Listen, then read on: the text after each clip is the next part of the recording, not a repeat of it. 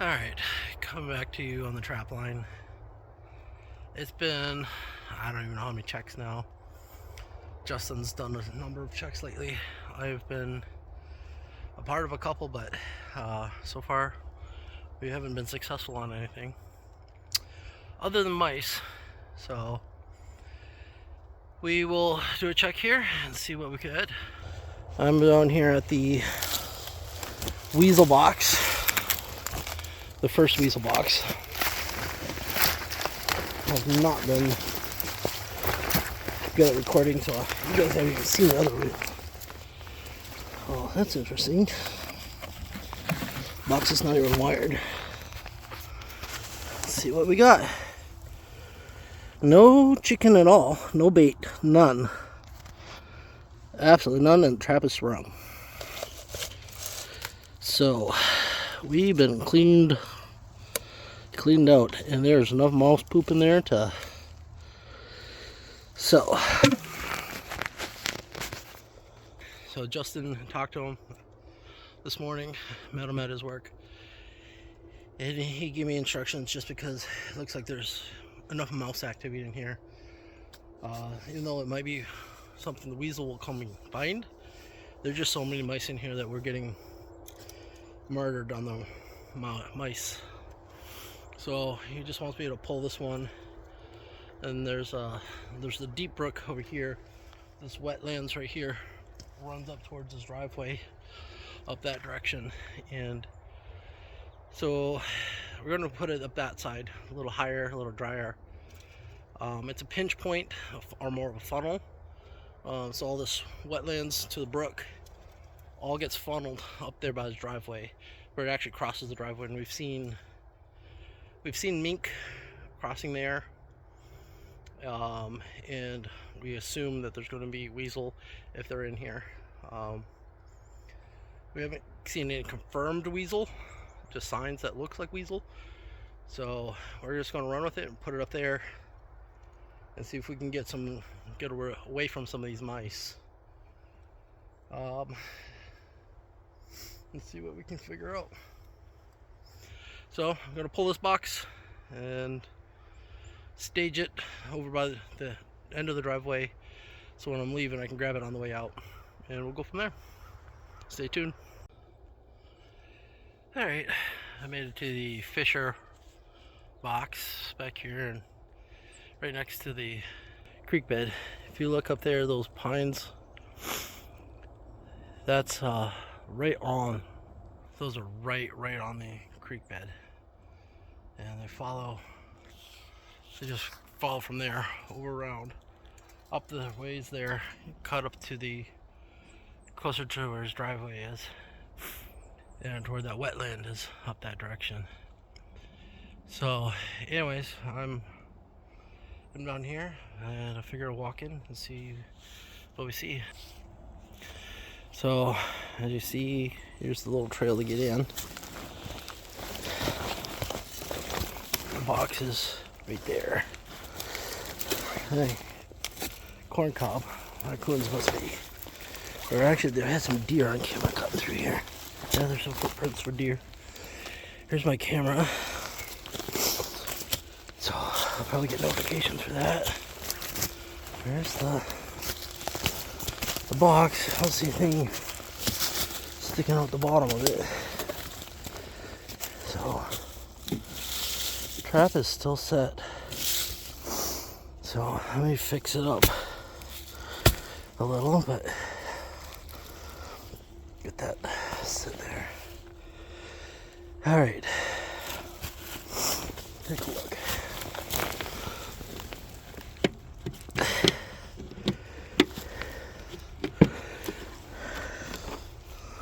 Nothing. I don't hear a squeaker squeaking either. So I'm going to change that out, reposition this a little bit, recent.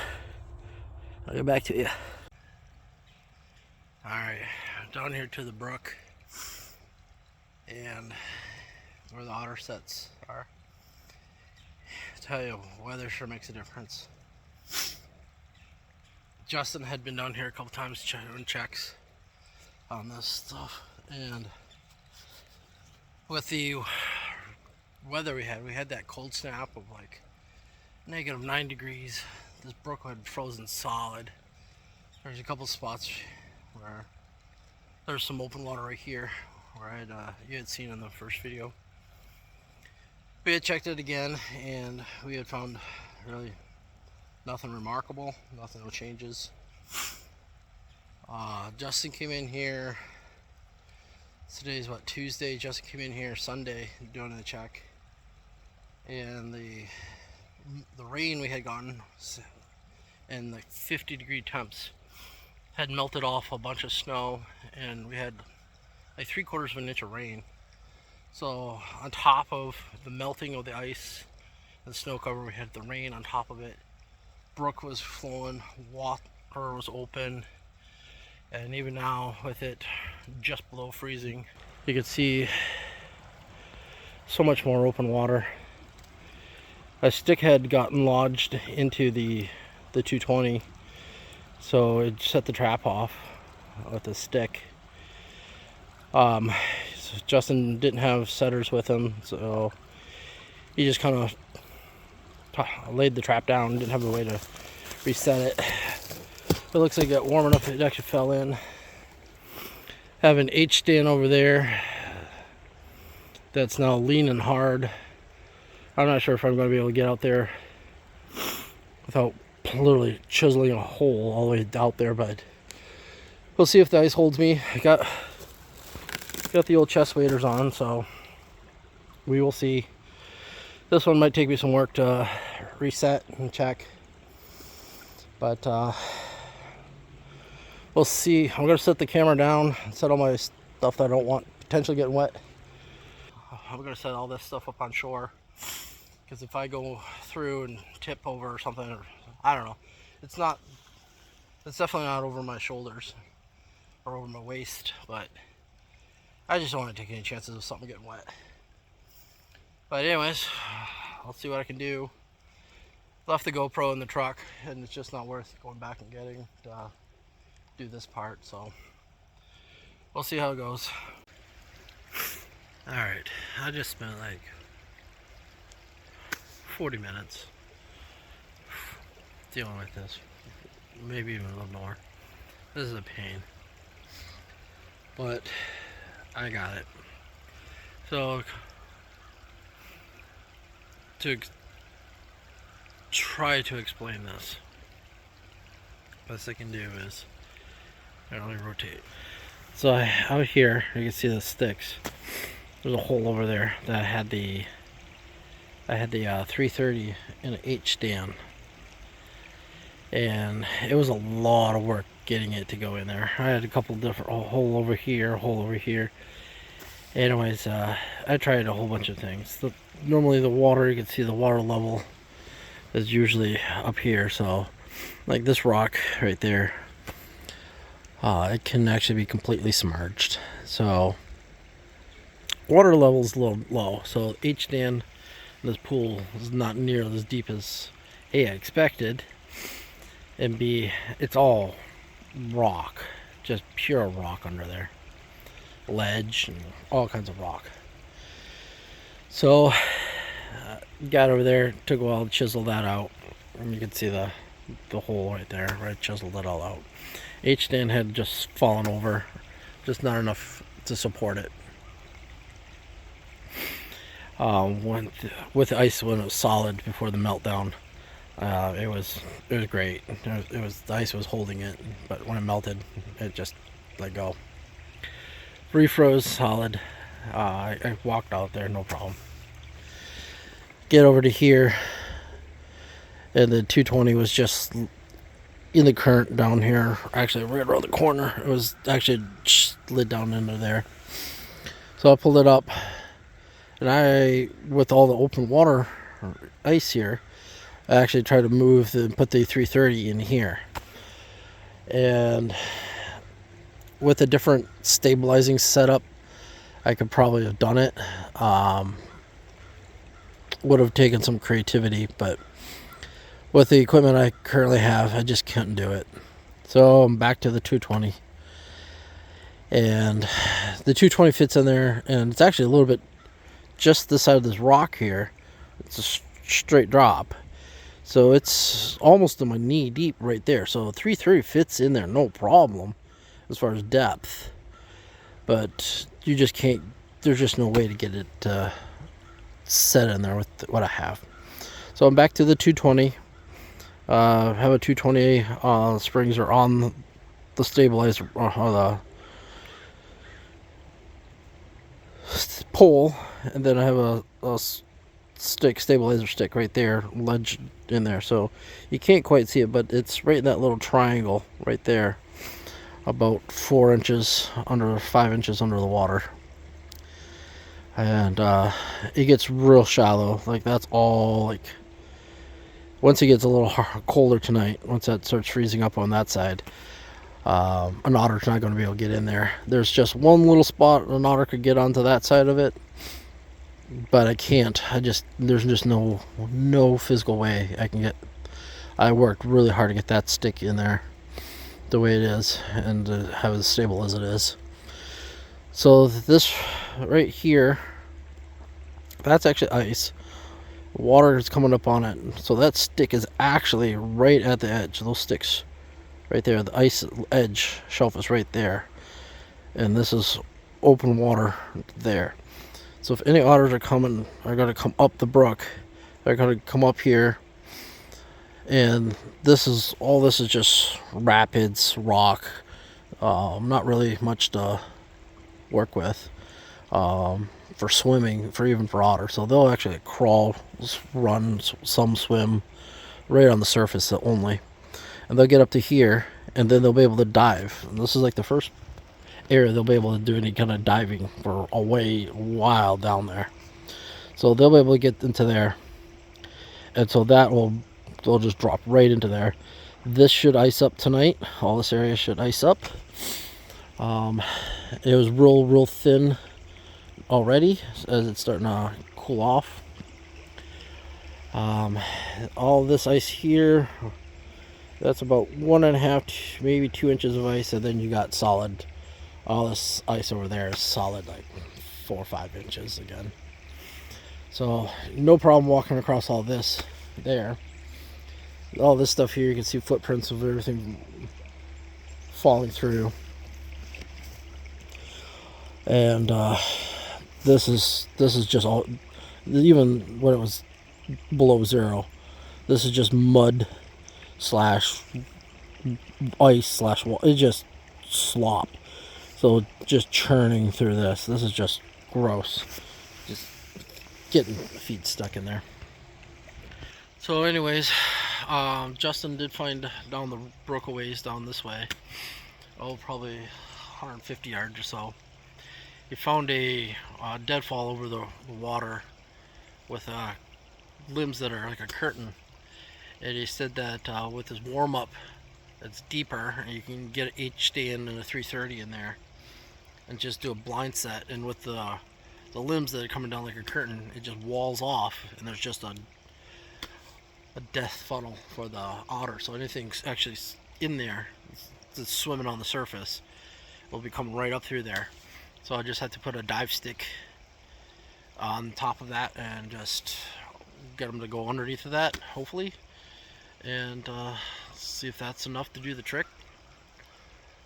The farmer over that side, I wonder if they've got a coyote bait pile or something, because there's just been hundreds of crows pouring into this field that's a couple hundred yards that way. And they're just circling. Anyways, I probably should get a move on, because by the time I get home, it's going to be snowing. We're expecting 6. Some places are actually expecting like 12 inches of snow tonight. So I need to kind of get a move on. The cloud cover is definitely coming in. Ducks are diving in to the fields here. So I need to get a move on to see if I can get this H-stand in, because if it takes another hour more to figure that out, I'll be here forever. So anyways, I gotta get a move on. Alright, this is probably a little more normal otters blind set. So what I got here is, see, water's up to over my knee. There's my knee right there. A little bit deeper. I got ice shelf. Anyways, it's part of the brook. Go up that way. That ridge right there goes down towards the other otter set. But what I got here is a blind set. So the brook, you can see it over there. Winds around this corner, comes through here. So what I have is the otter, if they come through here, they're gonna get on the other side of this, get in the water right there. So there's one spot right there, there's a good flow and a flow here. And they connect right there. And I got a dive stick right here. And my 330 is right there. And it takes up that whole gap. So you can kind of see the top of those bars right there. Let's see. You can see them right under the water. I already got one little stick. This could be. This is what they say don't do. But it's walking upstream after your trap is set. Keep my fingers from being between the bars. And hopefully I can get out of here before I get stir up too much here.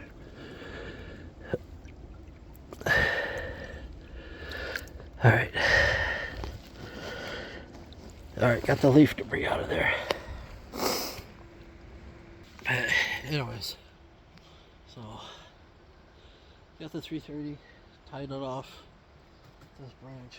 So if any otters are playing on this surface, this ice over here, I don't know if there's enough to get underneath of that or not, but if they come up through here, they'll dive right underneath of there.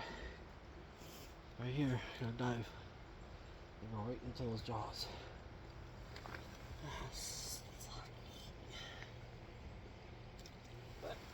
This could be a bad choice because I'm upstream kicking up all this leaf litter.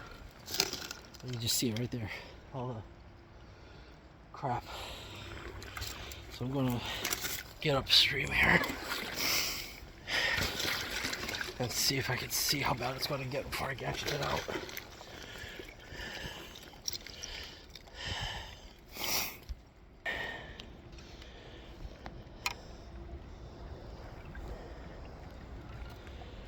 Oh, this actually has some image stabilization. So you can see the kill bars right there. Anyways, we'll give that a try. This set, honestly, it took me more time to walk over here than it is to actually put it in. This is soft dirt, leaf litter bottom, and good flow. So this one shouldn't be too bad. This one might actually get something if something does come through here. And it's a blind set, so there's no bait, there's no nothing. It's just a true blind. You definitely need at least hip waders, at least, because it gets right now it's actually over my knees where I'm standing at this moment. But anyway, gotta get out of here. See how this goes. See you on the next check.